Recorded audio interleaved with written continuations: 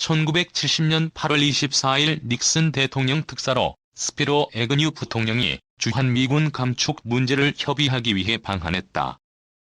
박정희 대통령은 2주 동안 모든 일정을 미루고 대책 마련에 부심했다. 협상은 원만히 진행됐다. 미군 7사단 1만 8천 명을 감축하는 조건으로 미국은 한국군 장비의 현대화, 장기 군사 원조와 함께 2만 명 이상의 주한미군 감축은 없을 것이라고 확약했다. 그러나 하루도 지나지 않아 파탄이 났다.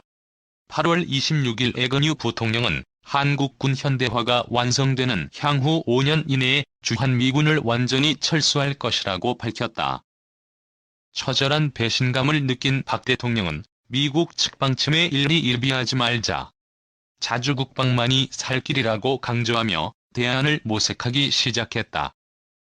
방위산업진흥, 7사 남북공동성명, 핵무기 개발 구상에 이르기까지 이후 박정희 정부의 주요 안보정책 결정은 대부분 이러한 맥락 위에서 이루어졌다.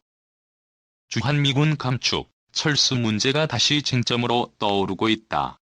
트럼프 대통령은 10억 달러 수준의 현방위비 분담금을 50억 달러로 증액해야 한다고 주장했다. 3월 말 한미 실무협상팀은 첫해 13에서 14%, 2024년까지 매년 7에서 8% 인상 방안에 공감대를 이뤘고 양국 외교부 장관 승인까지 받은 것으로 알려졌다.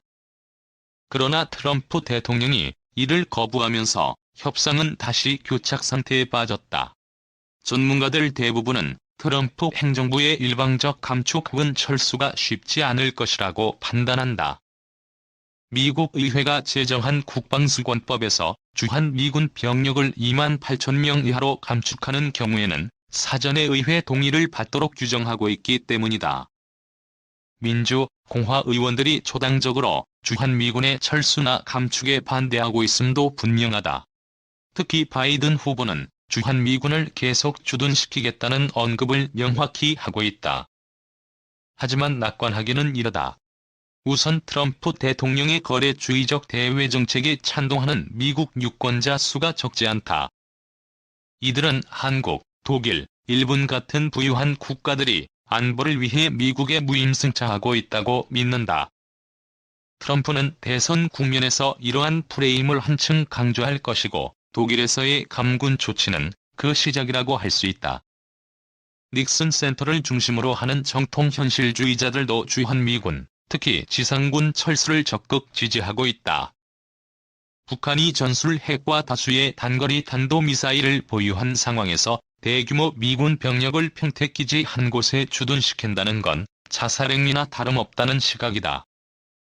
이는 2사단이 철수하는 대신에 공군과 정보, 정찰, 감시 분야에서만 한미 공조를 유지하면 된다는 제안으로 이어진다. 퀸시 연구소 같은 리버럴 성향의 싱크탱크는 아예 180개국에 파견돼 있는 해외 주둔 미군 17만 4,956명 전부를 철수해야 한다고 믿는다. 지구촌 곳곳의 미군 병력은 제국의 과도한 야망의 상징일 뿐이며 전쟁과 불안정을 가져왔다는 것이다. 주한미군 감축되어도 분담금 대폭 인상은 안 된다. 이렇듯 주한미군의 변화를 지지하는 워싱턴 내부 목소리는 결코 작지 않다. 다양한 대안을 모색해야 하는 이유다. 트럼프 행정부의 방위비 분담금 요구에 따르는 것도 방법일 수 있다. 그러나 주한미군이 감축되더라도 미국의 대폭 인상 요구를 수용해서는 안 된다는 응답이 68.8%를 차지하는 국민 정서를 고려하면 대안이 되기 어렵다. 적극적 정책 로비를 통해 미국의 입장을 변경하는 방안도 생각해 볼 수 있지만 성공한 사례가 드물다. 미국 지상군 철수를 수용하는 대신 확장 억제와 해공군 및 정보, 정찰, 감시 분야의 협력을 담보로 받는 대안도 있다. 주한미군 전면 철수가 논의되는 최악의 상황이 온다면 박정희 대통령이 그랬듯 자주국방을 지향하면서 미군의 변화를 남북관계나 비핵화, 평화체제와 연동하는 방안도 수기해볼 필요가 있다. 주한미군의 현상 변경은 우리의 뜻과 상관없이 언제라도 현실이 될 수 있다. 박정희 대통령이 맞닥뜨렸던 진실의 순간이 이와 다르지 않았을 것이다. 과연 우리는 막연한 낙관론 대신 깊은 고뇌와 전략적 계산으로 이 사안에 임하고 있는가? 2. 다시 보는 주한미군 손익계산서 1. 주한미군 철수 쇼크와 박정희의 핵개발. 효순이 미선이 사건이 있고 1년 후쯤이었을 것이다. 진보계열 잡지인 아웃사이드에서 주한미군 철수에 관한 청탁이 들어왔다. 엄밀히 말하면 글의 주제는 자이툰 부대에 관한 거였다. 자이툰 부대란 부대명이 등장하기도 전이었다. 자이툰 부대가 2004년도에 파병됐는데 2003년 내내 이라크에 부대를 파병해야 하는지 말아야 하는지에 대해 갑론을 박했던 상황이었다. 자이툰 부대 파병을 전후로 해서 다시 한번 주한미군에 대한 이야기가 오갔다. 불과 1년 전순이 미선이가 그런 참변을 겪었고 이번에는 미군의 전쟁에 애꿎은 한국 병사들이 끌려간다며 한국 사회가 들끓었던 시기였다. 쓴 글은 용미론이었다. 이승만이 말했던 그 용미론과는 결이 달랐지만 어쩔 수 없이 비슷해질 수밖에 없었다. 주한미군 철수란 주제는 미국을 이 땅에 주둔하게 한 한국과 이 땅에 주둔한 미국 측 모두에서 나올 수 있는 말이었다. 그동안 미국 측은 자신들의 전략 변화에 따라 주한미군 철수를 단행했다. 주한미군 제7사단의 철수가 대표적인 예다.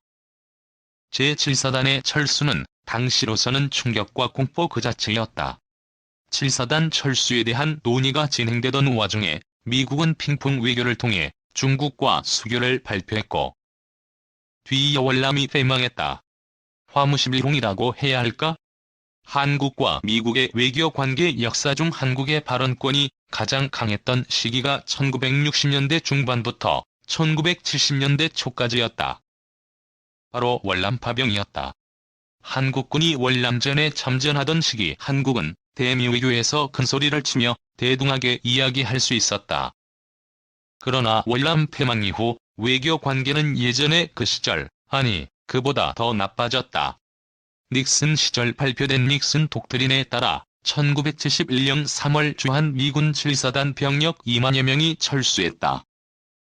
아시아에서 전쟁이 발발했을 경우 방위의 1차적 책임은 당사국이 져야 하고 미국은 선택적이고 제한적으로 지원할 것이다.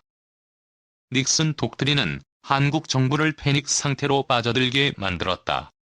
선택적이고 제한적이란 말은 여차하면 한국을 버릴 수도 있을 것이고 설사 도와준다 해도 지금처럼 대규모 육상병력 지원이 아니라 해공군의 지원일 수도 있다는 말이 된다.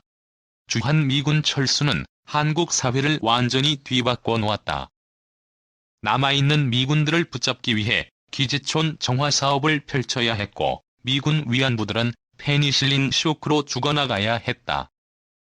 너무도 명백한 인권 침해인 낙검자, 수용소란 곳으로 끌려가 강제 수용을 당해야 했던 것도 주한미군 철수에 따른 나비 효과였다. 좋은 면도 있었다. 박정희 대통령이 자주 국방을 외치며 율곡 사업에 뛰어든 게 이 시점이었다. 결정적으로 한국의 핵개발 결정 시점이 바로 이때였다. 1971년 박정희 대통령은 핵개발을 결심했다. 1974년 핵무기 제조에 필요한 플루토늄을 추출할 수 있는 재처리 시설을 프랑스에서 도입하기로 결정하고 계약을 완료했다. 한국은 연간 20kg의 플루토늄을 추출하여 히로시마에 떨어진 핵폭탄, 그러니까 리틀보이급 핵폭탄을 2개씩 생산할 준비를 하고 있었다. 문제는 1974년 5월 인도의 핵실험에 놀란 미국이 전 세계 핵무기 개발 동향을 조사하다 덜컥 한국이 나왔고 엄청난 압력을 가하게 됐다. 1975년 미국은 한국에 대해 군사적, 경제적으로 심각한 외교적 대가를 치러야 할 것임을 압박했었다. 주한미군 철수가 가져온 나비 효과였다. 닉슨이 워터게이트로 물러나자 한국 정부는 한숨 돌리는 것 같더니 박정희가 그렇게 싫어했던 땅콩농장 농장주가 대통령이 됐다. 바로 지미 카터다. 박정희와 카터는 그야말로 물과 기름이었다. 주한 미군 철군을 중단해줘. 내가 왜? 그리고 이런 요구를 하려면 너도 최소한의 성의는 보여야 하는 거 아냐? 무슨 소리야? 너 툭하면 긴급조치 날리고 민주인사 때려잡잖아? 인권보호가 얼마나 중요한지 알아? 너네 민주주의 국가라면서? 그럼 민주주의를 해. 야, 민주주의가 미국식만 있냐? 한국식도 있어. 한국에선 이게 국룰이야. 국제적 인권 기준이랍시고 한국에 들이미는데 한국엔 한국 기준이 있어.